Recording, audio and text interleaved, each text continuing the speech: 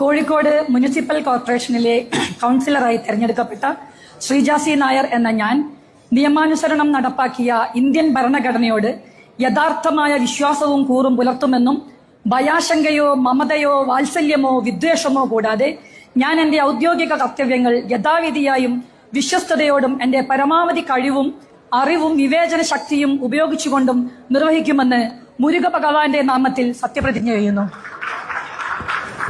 Ward 63 മൂന്നാരീജൻ Shri safari Vellayil.